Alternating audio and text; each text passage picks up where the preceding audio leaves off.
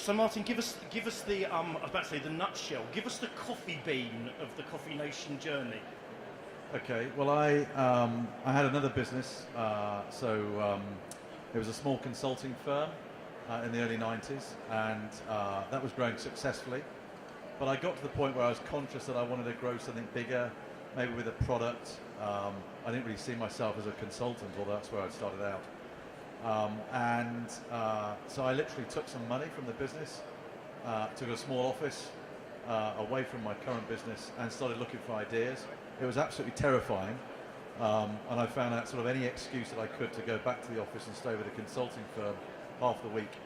But I then read an article about a photocopier company that put photocopies into newsagents, and I liked the business model, and I thought maybe I could find another product that I could put into newsagents and convenience stores along the same lines, and that was how Coffee Nation got started.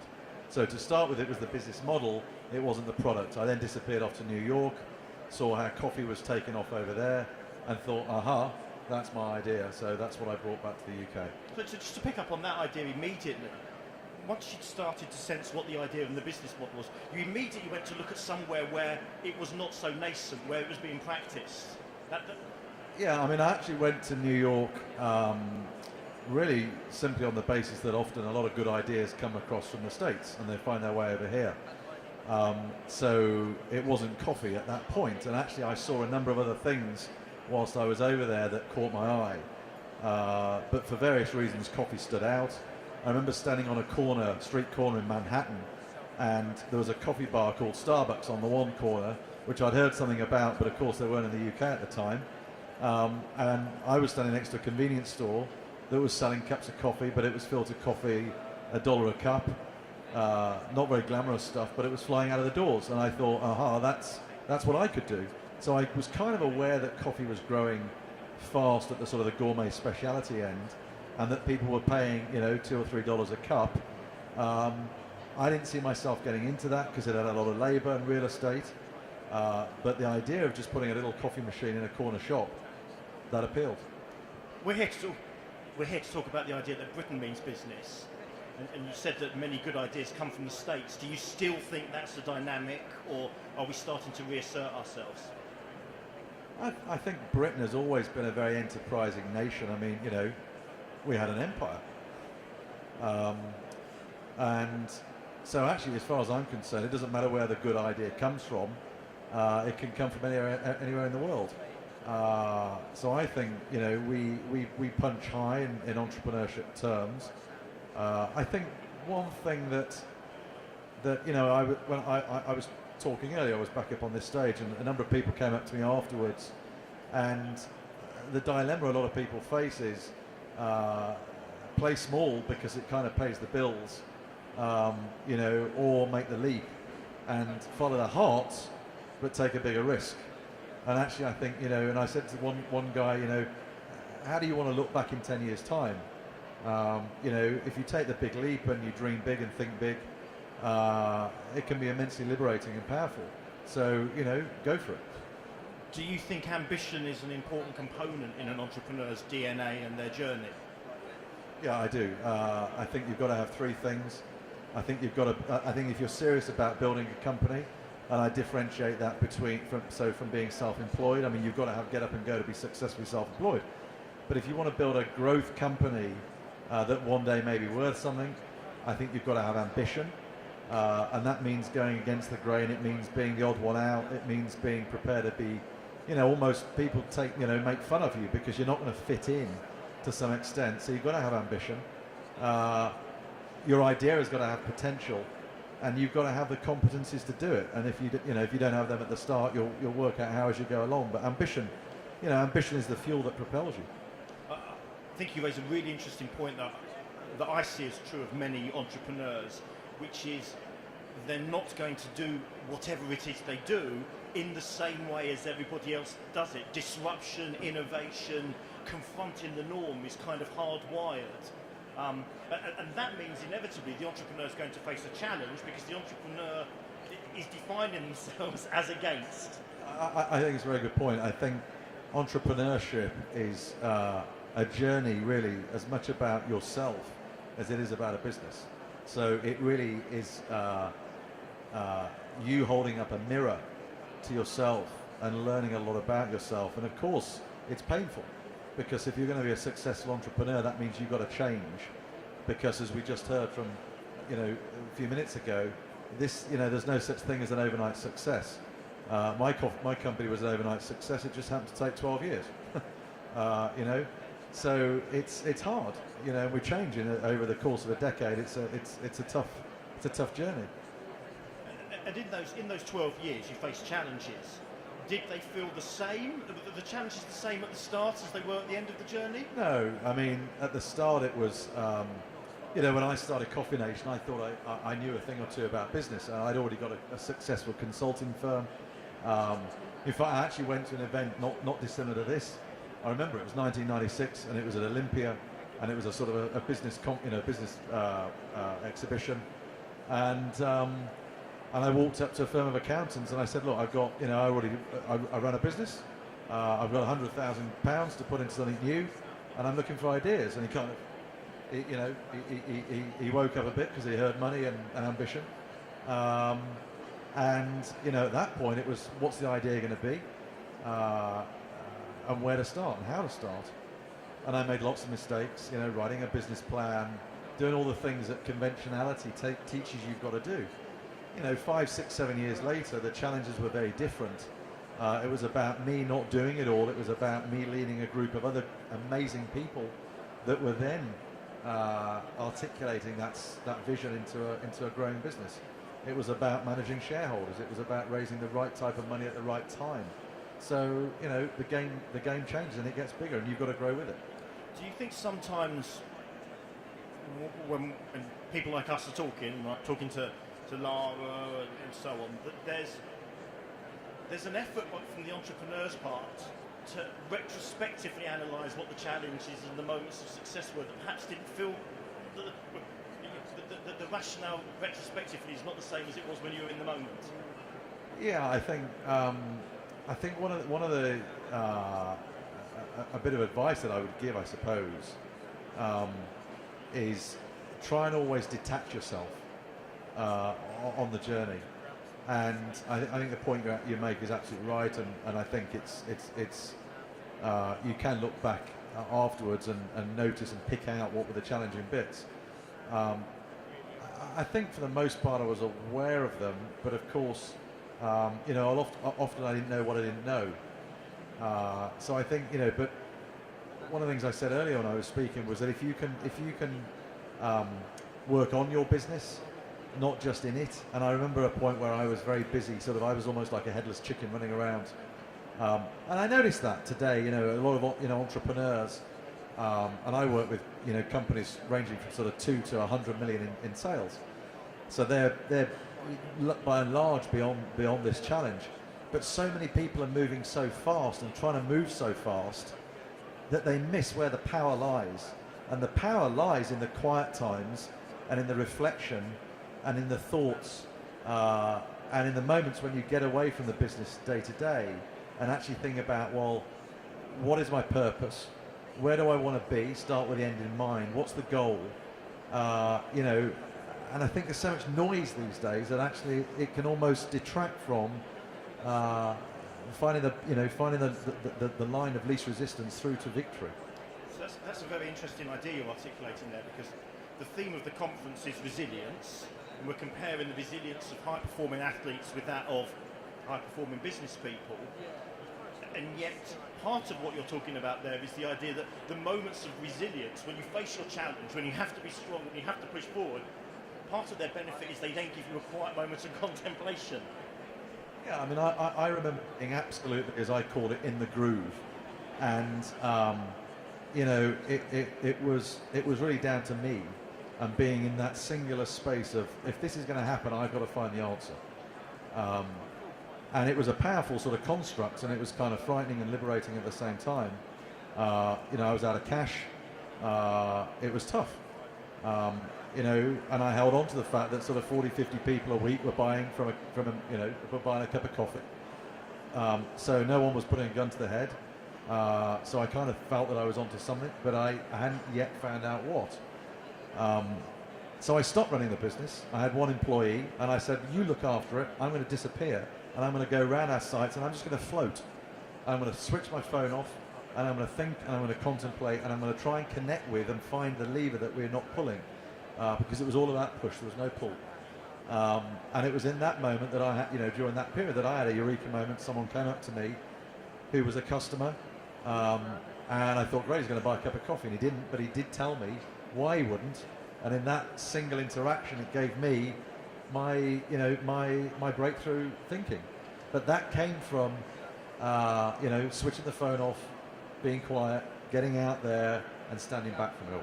So I'd like you to tell us the detail of that story in a sense, because coffee is so ubiquitous now. I mean, how many places can we get coffee from within 50 metres of here? That wasn't the case when you had 40 or 50 people buying a cup of coffee a week, was it? You were a pioneer in the outlands.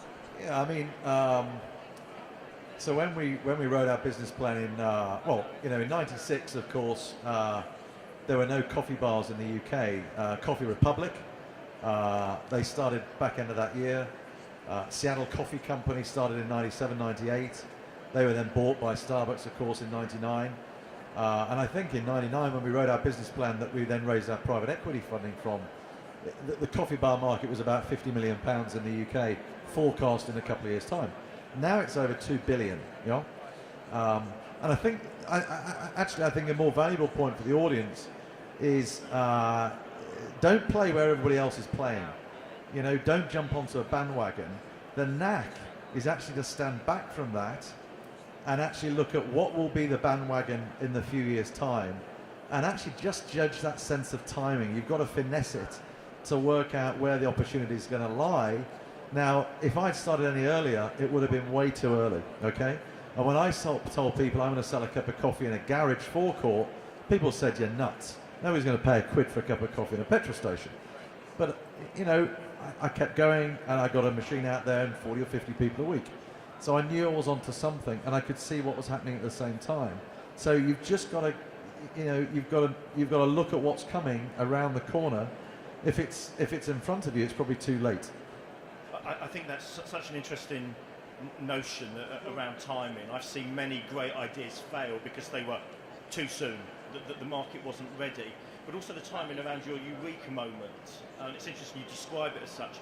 How often, in terms of the entrepreneurs you've interacted with and your other ventures, has there been a eureka moment that's unlocked it?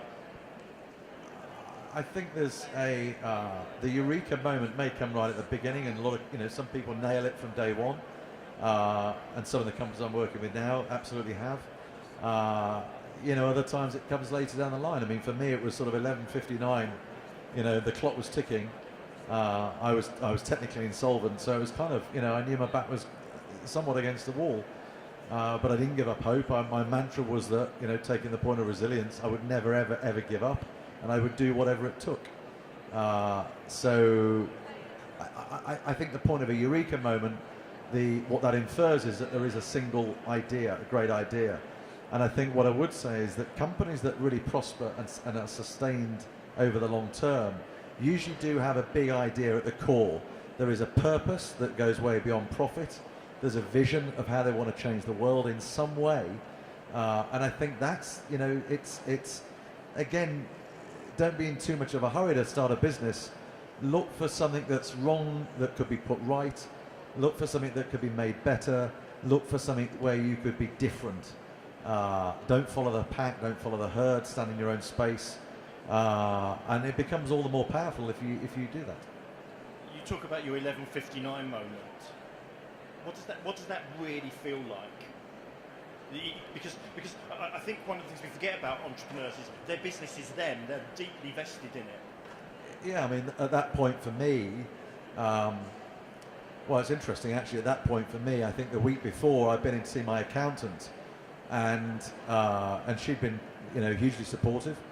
But I kind of acknowledged that I was probably at the end of the road, and I'd done whatever I believed I could, and I was actually talking to her about making sure that I ended it in an elegant way, and in no way ran a risk of being struck off as a director in the future if I wanted to start something else, because I just literally couldn't see a way out of it. And at that point, I just said, well, I'm going to have sort of one last go, and that's when I went out and just floated around some of the sites we had, and that's when I bumped into that customer or non-customer, but he gave me his advice. What was this piece of advice? Well, he simply said, you know, I got an instant coffee machine on a countertop. You know, I was selling what he could make by putting the kettle on in his office. And he said, if you want me to buy a cup of coffee in a place like this, which incidentally I think is a great idea, it's got to be an awesome product. It's got to knock me over. And what I was, instead of that, I was just selling an average product at an average price. My mistake had been thinking I couldn't afford real espresso making equipment because it was very expensive, which was a fact. But I also thought that people wouldn't pay for a gourmet, expensive cup of coffee in a neighbourhood store or a petrol station because they'd only expect to buy what they'd make at home, you know, a cup of Nescafe or whatever.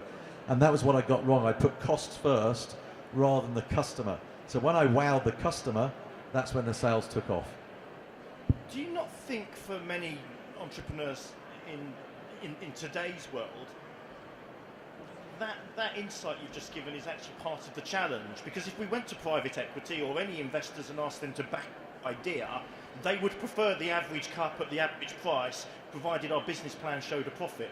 Trying to sell the idea of excellence. No, quite the contrary. A business plan is worth jack shit.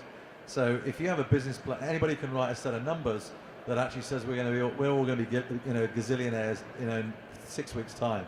So what private equity and smart investors back is people with a singular, passionate, focused vision for how the future is going to look. Yeah. And then what they look for is some proof and evidence that you've got that and you've proven it on a small scale. Then they look for you, they look at you. And if you've got that energy and that commitment and that determination and that fire in your belly, and you know, it's not just you need a great team around you to make it happen, then that's what they're about. That's a very powerful combination. And private equity, individual, high net worth individuals, family funds, VCs, etc., they will positively clamour. They will fight over each other to get to those companies. Yeah. So we're coming back to the idea in our comparison between entrepreneurship and sport of, great phrase, the fire in your belly. This is about the person and the person's determination to succeed, rather than other factors that might or might influence. Yeah, I mean, at the end of the day, there's got to be the core idea there. So I know, you know, a good friend of mine is a very, very successful entrepreneur. He's going to be hugely successful, and the business, actually, ironically, that his investors backed him in, has actually gone through several sort of reincarnations over the years since he secured that funding, and now they've nailed it, and it's growing like, you know, it's growing like stink, yeah. And they're all going to do very well, but they stuck with him because they saw something very powerful in him and a desire to make it work and to get to the end point. Andy Moore said this morning in one of the first conversations that sports people are used to failing and losing, and then they train in order to not fail or lose next time. And it seems to me that as a country, as a community, we tolerate that in sports people. We still don't quite have the mindset that it might need to be true of entrepreneurs. I think one of the challenges is as he said previously, is that there's a sort of an expectation somehow I think in UK society that it's all going to happen overnight, and it doesn't. And there's a beauty in, you know, in hard work, actually. You know, if you've got something that you can commit yourself to and be passionate about, that's the most wonderful thing in the world. You know, my daughter, you know, she's just gone to university, she's studying to be a midwife. And I said to her, look, if you can get out of bed every day loving what you do and you're passionate and excited about it, then you'll never need to worry about money, because the money will always take care of itself, and you'll live a genuine life, you'll live a truthful life. And I think that goes for entrepreneurship, sports people, any great endeavour. You know, you've got to look into your soul and say, well, what am I about and where do I want to get to, rather than just chasing, you know, a fad or a fashion or you know, what's the flavour of the